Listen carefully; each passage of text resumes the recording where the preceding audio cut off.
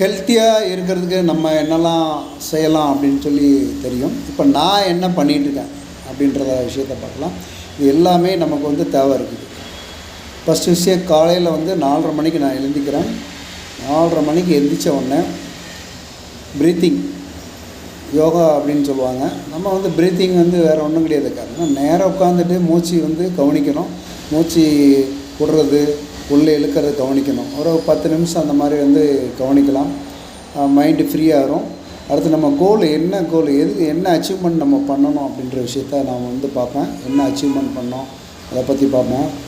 அதுக்கு அடுத்த விஷயம் வந்து கோலுக்கான ஆடியோஸ் 9th Wonder இந்த வேர்ல்டு, அந்த ஆடியோ வந்து 1 hour காலையில் 5 மணிலேருந்து 6 மணி வரைக்கும் நான் வந்து பார்ப்பேன். அது பார்க்கும்போது என்ன ஆகும்னா பாசிட்டிவ் எனர்ஜி இருக்கும். நம்ம என்ன பண்ணிகிட்ருக்கோம், என்ன செய்கிறோம், இந்த மாதிரி ஒரு எனர்ஜி கிடைக்கும், பாசிட்டிவான எனர்ஜி இருக்கும். அந்த நாலு புறம் வந்து ஒரு ஃப்ரீ ரிலாக்ஸாக இருக்கும். அது மாதிரி வெளியில் வந்து கொஞ்சம் வாக்கிங் போகிறது, ஜஸ்ட்டு வந்து அந்த மாய்ஸ்சர் ஏரில் காலையில் நேரத்தில் வாக்கிங் போகும்போது எந்த வண்டி போக்குவரத்து ஆளுங்க எல்லாம் தூங்கிட்டு இருப்பாங்க. நம்ம தூங்குற நேரத்தில் நம்ம வாக்கிங் போயிட்டுருப்போம்.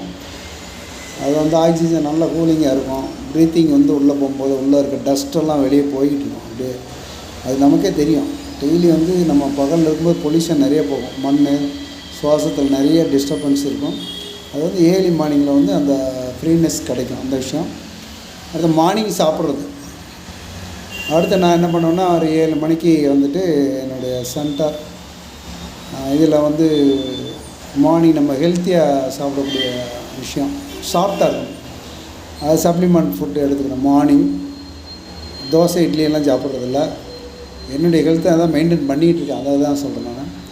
அதை சாப்பிட்டு எனர்ஜி ஃபுல்லாக இருக்கும், ஃபுல் டே எனர்ஜி இருக்கும். மத்தியானம் ரைஸு கம்மியாக குவான்டிட்டி, அதாவது நம்ம ஏற்கனவே சாப்பிட்டுட்ருப்போம். அதை விட வந்து நம்ம ஒரு 70% ஃபஸ்ட்டு நம்ம வந்து ரெகுலராக சாப்பிட்றத நம்ம வந்து போட்டு சாப்பிட வேண்டியதான். வெயிட் போட்டு பார்த்துக்கலாம்.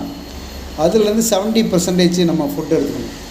இதில் இன்க்ளூடிங் வெஜிடபிள்ஸு, ரைஸ்னால் ரைஸு கொஞ்சம், அதே மாதிரி ஃப்ரூட்ஸ் கொஞ்சம் எடுத்துக்கிடுவேன். மத்தியானம் நான் சாப்பிட்றது என்ன அப்படின்னா ஒரு 2 சப்பாத்தி, வெஜிடபிள் ரைஸ் கம்மியாக தான் இருக்கும், கம்மியான குவான்டிட்டி, அதோட கொஞ்சம் ஃப்ரூட்ஸ், அதை நான் சாப்பிடுவேன். அதாவது வயிறில் வந்து இப்போ ஃபுல்லாக இருக்கக்கூடாது, ஃபுல்லாக இல்லாமல் சாப்பிட்ணும். இப்போ வாட்டர் இன்டேக் அது ரெகுலராக வந்து தண்ணி குடிச்சிட்டு இருக்கணும். நம்ம வந்து கொஞ்சம் கொஞ்சமாக தண்ணி குடிச்சிட்டு இருக்கணும். அது நான் வந்து பண்ணிகிட்ருக்கேன் அந்த விஷயம். இப்போ நைட்டு நேரத்தில் வந்து ஒரு சில டைம் நம்ம சாப்பிட மாட்டேன். ஒரு சில நேரம் ஃப்ரூட்ஸ் மட்டும் எடுத்துக்கணும்.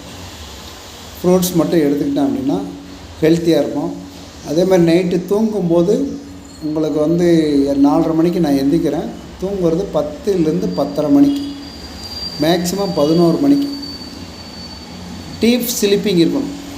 ஏன் இருக்கணும் அப்படின்னா மைண்டுக்குள்ளே நிறைய ஓடாமல் நிறைய விஷயங்கள் வந்து உள்ளே ஓடிட்டு இருந்தால் அவங்களுக்கு தூக்கமே வராது, கரெக்டாக வராது. நம்ம ரிலாக்ஸாக ரெகுலராக அட்வான்ஸாக தூங்கிட்டோம் அப்படின்னா நேரமாக எந்திக்கலாம்.